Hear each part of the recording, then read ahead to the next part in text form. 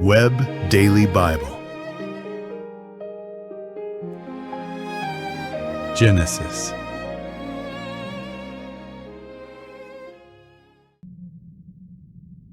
Chapter 3. Now the serpent was more subtle than any animal of the field, which the Lord God had made. He said to the woman, "Has God really said, 'You shall not eat of any tree of the garden'?" The woman said to the serpent, "We may eat fruit from the trees of the garden, but not the fruit of the tree which is in the middle of the garden. God has said, 'You shall not eat of it. You shall not touch it, lest you die.'" The serpent said to the woman, "You won't really die, for God knows that in the day you eat it, your eyes will be opened, and you will be like God, knowing good and evil." When the woman saw that the tree was good for food, and that it was a delight to the eyes, and that the tree was to be desired to make one wise, she took some of its fruit and ate. Then she gave some to her husband with her, and he ate it too.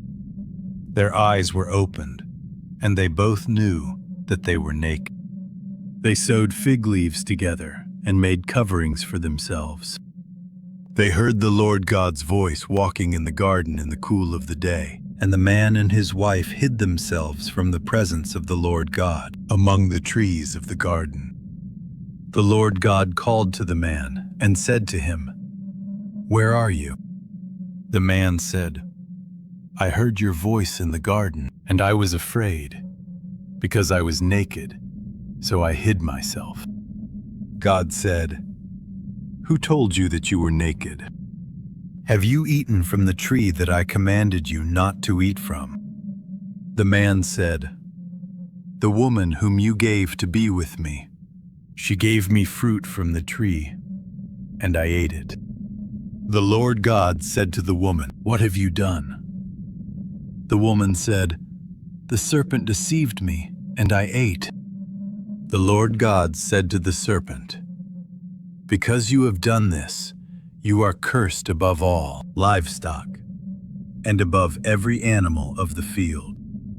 You shall go on your belly, and you shall eat dust all the days of your life.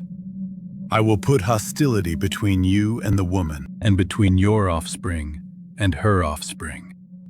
He will bruise your head, and you will bruise his heel." To the woman he said, "I will greatly multiply your pain in childbirth.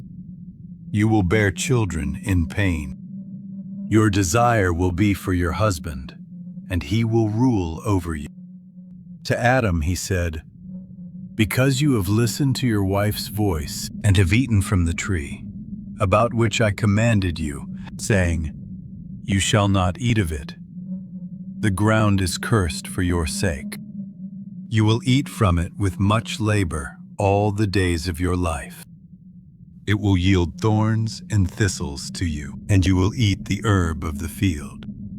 You will eat bread by the sweat of your face until you return to the ground. For you were taken out of it. For you are dust, and you shall return to dust." The man called his wife Eve, because she would be the mother of all the living.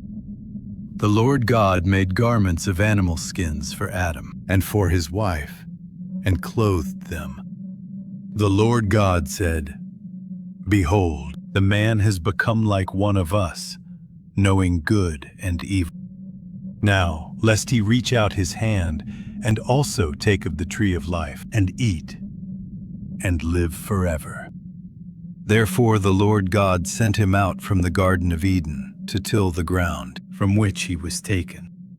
So he drove out the man, and he placed cherubim at the east of the Garden of Eden, and a flaming sword, which turned every way to guard the way to the tree of life.